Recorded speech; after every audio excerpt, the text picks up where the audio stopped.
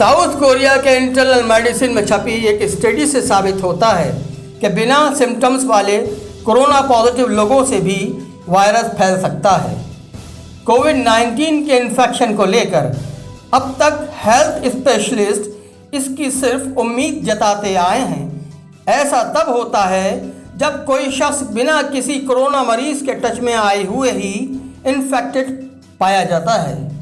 मिली report के मुताबिक south Korea के सनचोंगयोंग यूनिवर्सिटी कॉलेज ऑफ मेडिसिन के रिसर्च स्कॉलर्स की एक टीम को लीड करने वाली सियोंग जे ली बताती हैं कि उन्होंने 6 मार्च से 26 मार्च के बीच एक आइसोलेशन सेंटर में रखे गए 303 लोगों से लिए गए स्वाब के सैंपल का एनालिसिस किया है।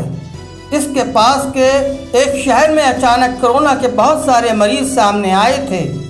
इस ग्रुप में सभी लोग 22 से 36 साल की उम्र के बीच के थे और 2/3 औरतें थीं। इस ग्रुप के सैंपलों की जांच से पता चला कि 193 में कोरोना के सिम्टम्स दिख रहे थे, जबकि बाकी 110 में बिल्कुल नहीं। स्टडी को आगे बढ़ाने पर देखा गया कि जिन लोगों में शुरू में कोई सिम्टम्स नहीं दिख रहे थे, उनमें से 30% यानी 89 लोगों में कभी भी कोई सिम्टम्स नहीं आया।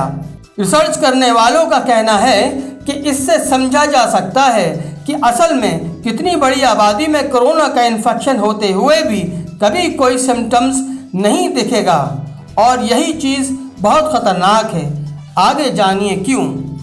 अभी भी दुनिया भर में इसे लेकर काफ़ी बेयकीनी है कि जिन लोगों में पॉजिटिव होने के बावजूद कोई सिम्टम्स नहीं दिख रहे हैं, क्या वो प्री सिम्टोमेटिक हैं या एसिम्टोमेटिक। यहाँ ये समझना बहुत ज़रूरी है कि प्री सिम्टोमेटिक और एसिम्टोमेटिक के बीच क्या फ़र्क है।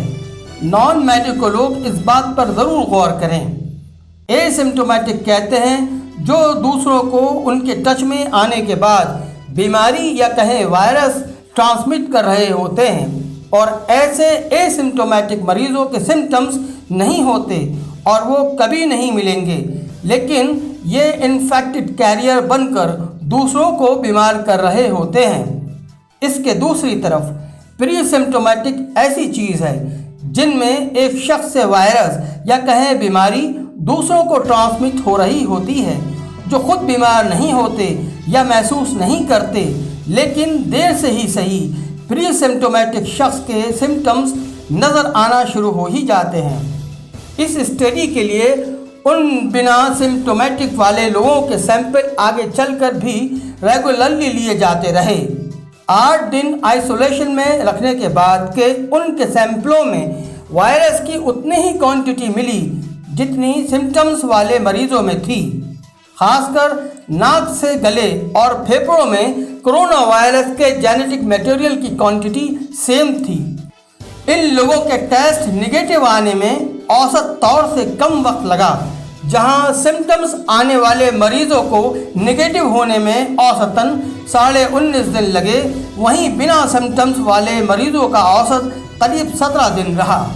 स्टडी करने वाले कहते हैं कि इनकी स्टडी से ये तो साबित होता है कि एसिम्टोमेटिक लोगों में कोरोना वायरस का जेनेटिक मटेरियल मौजूद है, लेकिन इससे ये साबित नहीं होता कि उन लोगों की वजह से वायरस और लोगों में भी फैल रहा है।